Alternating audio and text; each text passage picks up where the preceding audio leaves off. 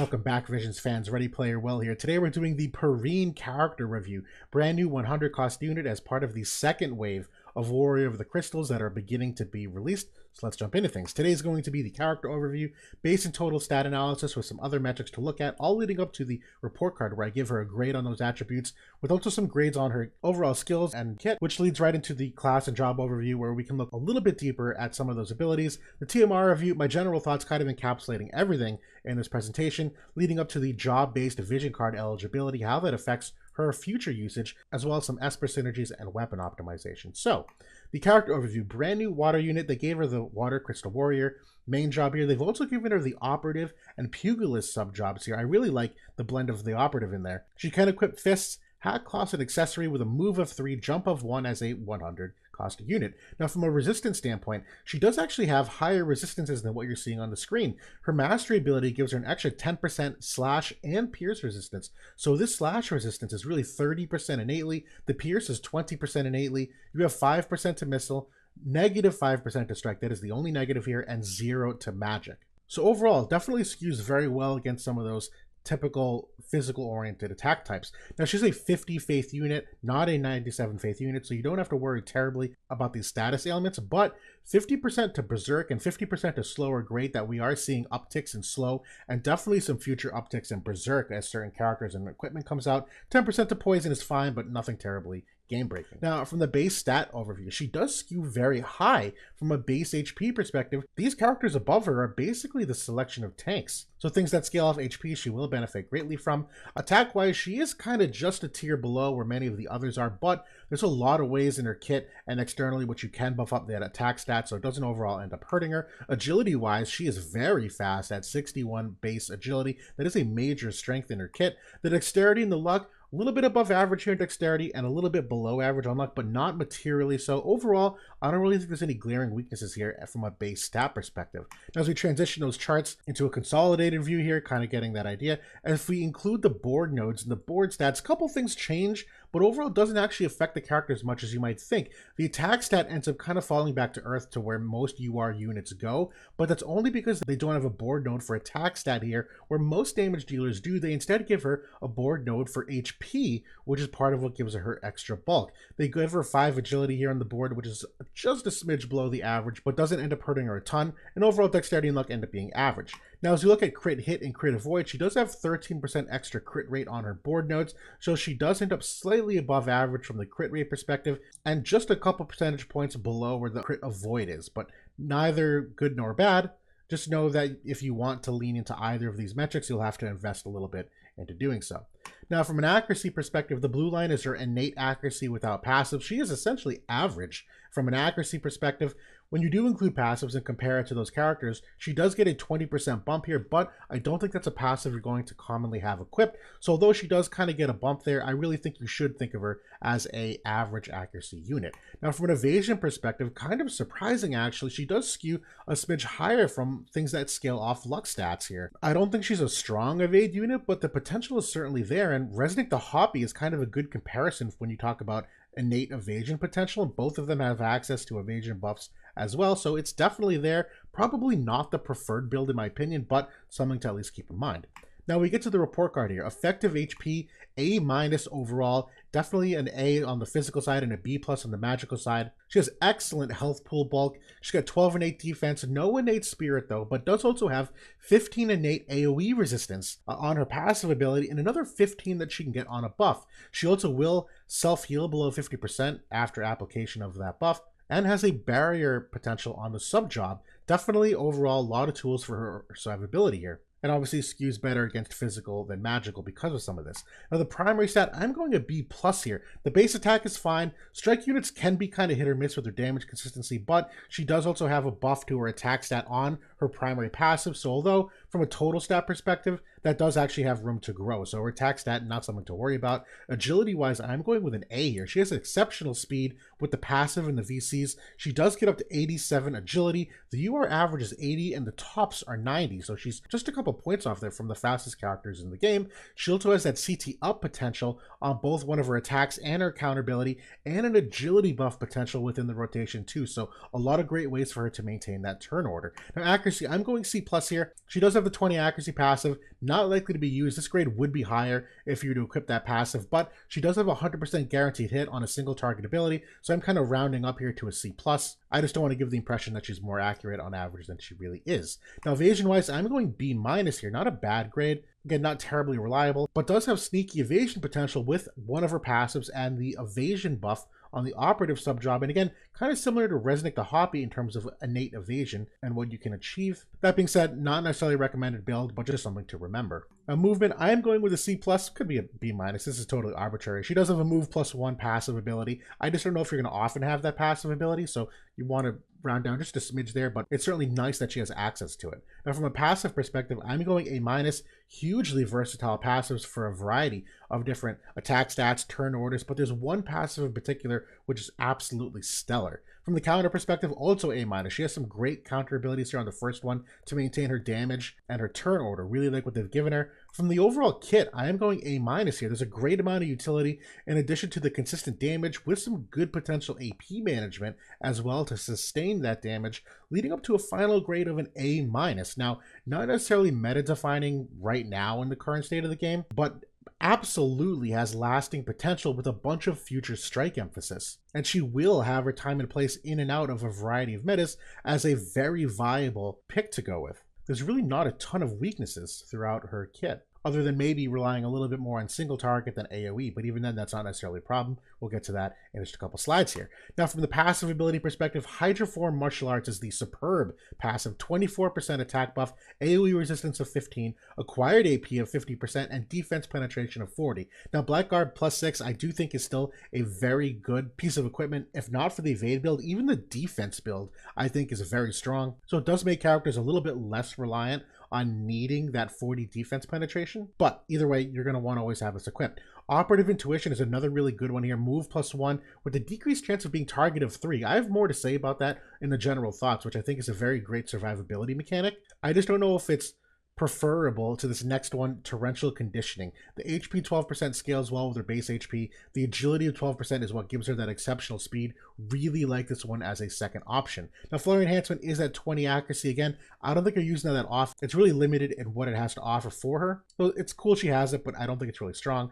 Operative's Dual Wielding, though, is a good passive for kind of off the beaten path evade build, where it does give her evasion of 12, but also acquired AP of 40, which does stack with the acquired AP of 50 on the main buff. So it's essentially doubling her AP whenever you basic attack or use a buff. Now, Warrior Spirit, another good one, just slightly different in that it's HP 12% and attack 24%. So again, a lot of versatility for how you want to get her turn order, what you want her attack levels to be, you want her movement potential to be. Overall, 2 thumbs up for what they've given her for passive abilities. Now, the counter abilities, enough of this is an excellent ability. It's a 30% chance to proc. It's about a 3 square range for strike damage of 121%, but it's increased CT of 150 for self. Now, while predictive counter is similar proc rate and similar range, it is slash damage as opposed to strike, but obviously lacks that CT up. I think it's good, but enough of this is by far better, and Flurry Counter is just not a good counter ability. It's just too close range. Now, for the main job buffs, there's 2 great buffs here. Raging Waters is the first one.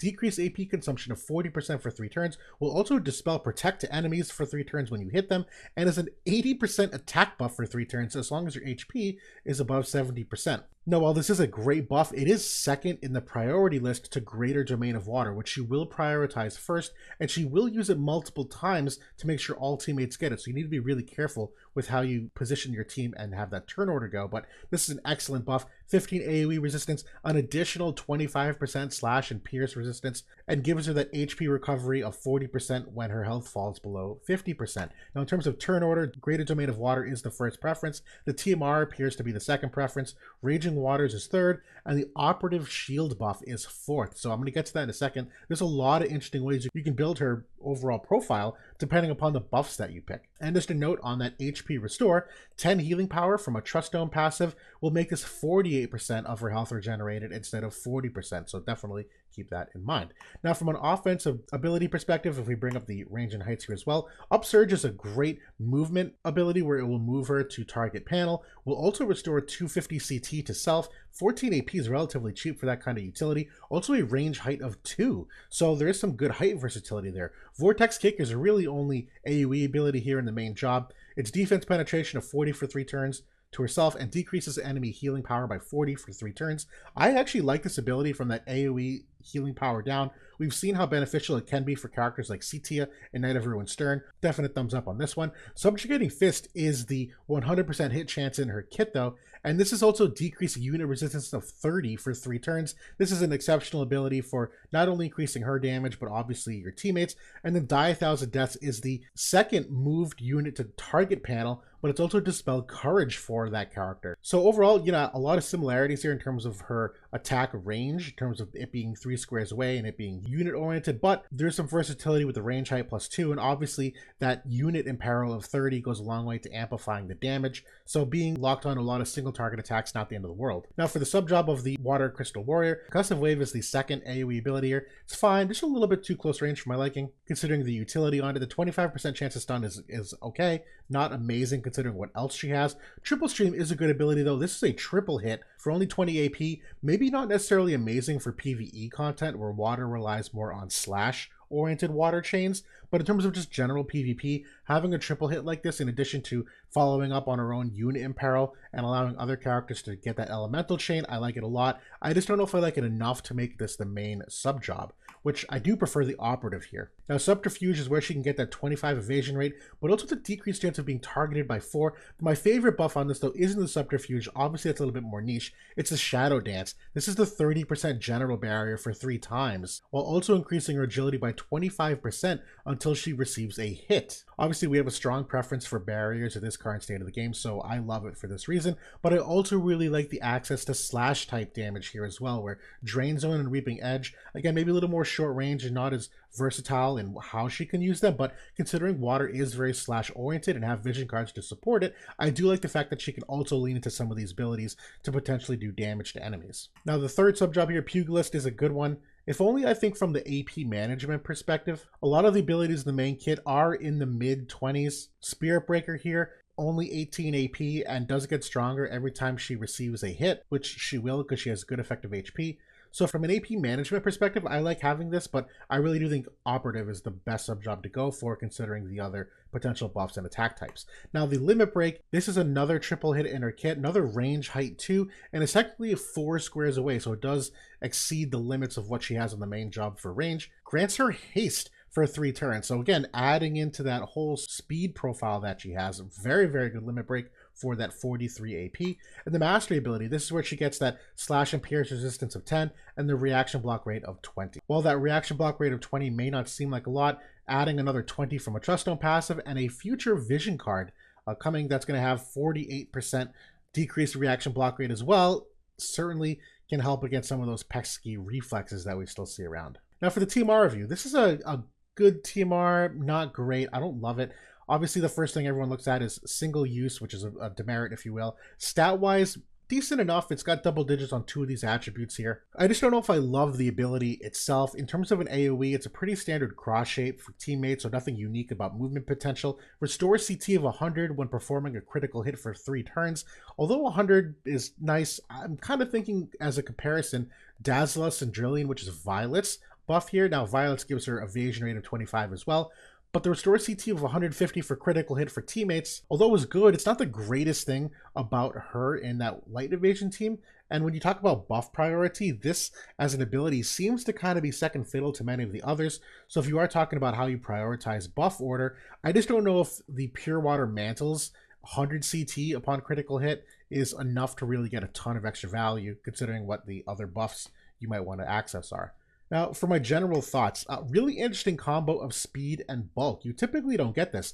Characters that are speedy tend to be a little less bulky, and characters that are very bulky tend to be a little less speedy. Well, she's both. That 150 CT recovery on the counter ability, 87 agility with the passives and the vision cards, haste on the limit break, the lower cost ability having the 250 CT restoration upon the hit, and the operative shield buff giving that 25% agility for one hit as well. All really strong things to keep her at the top of the turn order. Now, she also has some valuable utility on the main kit with that Dispel Courage, the unit resistance down of 30 on that 100% hit chance, AoE healing power down of 40, again, kind of reminiscent of Cetia and Knight of Ruined Stern for being able to capture multiple people in it, and the 15 AoE resistance to teammates is certainly nice. Now, I do think also an interesting hate down potential with the passive ability and or the operative buff, that evasion buff. It's kind of a new way of thinking about hate in a dispel laden meta where most tanks, given how prevalent Dispel is, will lose their hate buff, and obviously they'll retain their innate 5 hate that most of them have on their mastery ability or passives, but hate down on a character is a very kind of new, interesting way to think about how you can still allow your tank to soak up multiple hits before someone else gets targeted. So for instance, if Celeste has 5 hate and you start the battle off with -3 hate, that's instead 4 hits that Celeste will take before they come after you, as opposed to the 3 hits it would have normally been. We're seeing this a lot right now with the Pissarro TMR with the hate down. Obviously the Ketone TMR is one of the oldest ones of this, but I think this is kind of a new and very effective way to allow your tank to still maintain the attention of the enemies without having to have them rely on a buff that gives themselves hate. Now, she also has great AP management here with the 50% acquired AP passive, also in conjunction with the decreased AP consumption of 40% on the buff. That's obviously excellent for not having to rely on things like bells to maintain your damage uptime. On the bulk discussion, obviously the 15 innate AoE resistance is excellent. The 25% slash and pierce resistance on the buff, in addition to her already strong innate resistances, the self-heal below the 50% threshold, the barrier access potential. The Gilded Devil's weapon is very interesting. We're going to talk about this in a second here. It gives 50% debuff resistance as long as her health is above 70%. It does stack with Trust Stones, just the way that this is written. So just as an example, if you wanted to try to not allow her defense to be broken, if you had the Gilded Devil's weapon on and you had a Trust Stone passive for 25 defense debuff resistance, that stacks for a total of 75% chance that it will not take effect if she gets hit by it. Again, so long as her HP is above that threshold. But that is a big thing for her overall survivability if you can mitigate the frequency in which she gets imperiled or debuffed. And then finally, just overall great effective HP levels. Very competitive with some of the tanks like Dwayne, Charlotte, and Miraga. Obviously, those characters are kind of power crap, but their health pool is still relatively strong speaking. So the fact that she's in that company is a really good thing. Now for the job-based vision cards, there are currently 2 in the game. A Fearsome Foe Appears tends to be the better one of the 2 so far, but coming this week, they're going to bring out the Inherited Will next Wednesday, which is the reaction block rate of 48% that we mentioned earlier, the strike attack of 28, which is very cool. There's not many vision cards that have strike attack, so this is great that they're finally adding it, and the HP 25% certainly strong for what her base HP is. But in the future, there's also a bunch of extra fist-related vision cards coming out with some very potent abilities here, where you can see there's future unit resistance, AoE resistance, more strike attack, more agility 18%, crit damage and attack buffs. So although Perrene may not get the full benefit today in some of what the game balance has, in the future, given what's coming out here for vision cards, as well as her having her 140 level relatively quickly, means she's going to be a very strong character for quite some time. Now for Esper Synergies, Water Attack and Human Killer are really the ones you want to emphasize for potential modifiers. Strike modifiers are relatively rare on Espers. Attack percent is certainly great too. Potential evasion if you are leaning into that build, but the rest of it really matchup specific. I do think Odin and Chaos Odin are still the 2 best. They always will be. Odin in particular is my favorite for the accuracy as well as the agility as well as the man killer. But if you are specifically trying to find some extra Espers to resonate from water perspectives, I do think Leviathan and Kraken lean into what she wants to do with the water attack and the access to either more pierce resistance or magic resistance. They both have crit damage as well. But other than that, there's not a ton of variety of offensive-oriented Espers. Lamia Queen has the 40 strike modifiers, but a little too imbalanced survivability-wise. She only has the strike resistance on there, which today, not that valuable. Maybe in the future will be, but for now, you can put that resonation on the back burner. Obviously, Tetrasulfid, Demon Shimmer, and Glacial are great extra options for those evasion potential builds. And I would recommend overall, though, leaning into resistances rather than modifiers. This kind of a problem that's not necessarily unique for Perrene, but really all strike units. But for her in particular, as a water unit where you are limited to how many water Espers there are, if you can't always get access to those modifiers, going with some kind of elemental resist or weapon resist instead, certainly not a bad option considering that's one of her greatest strengths from a survivability standpoint. Now for weapon optimization, as we said, Gilded Devil's excellent option here. Crit rate of 15, the debuff resistance of 50%, strike attack 15, does have some strong attack values here at 182. The crit rate of 24 on the crit build is also a good one. I don't think I have a preference between assault or critical. I think both have their strengths. you won't necessarily find a big difference between the two of them overall. I do think the Tiger Fangs is a great second option here, where it gives that extra AoE resistance of 10 for 3 turns, so you can get up to 40 AoE resistance for 2 or 3 turns to start that fight. Overall attack values and crit rate values, not a far fall off from what we saw previously. And then finally, if you are trying to lean into a TMR option to retain the full attack values of your Trust Stones, I do like Lamega's TMR here, where this also increases accuracy of 20, which is something you want to potentially build for. No matter what, even just to get a little bit higher, I do like this as a third option. But that's the Perrene character review in a nutshell. A very good 100 cost unit. Not a ton of weaknesses, to be honest. If anything, it might just be in the AI and being able to manage how many buffs and what her overall movement is compared to teammates, and also getting that agility right so your turn order is proper, so she's not exposing herself too early to enemies per se. But overall, a lot of great things to potentially build on. A character that's going to get a lot of use in the upcoming months, that we can tell. For those of you that have pulled for her, obviously a great investment. But that's it for now. Thanks so much for watching, everybody, and I'll talk to you all soon.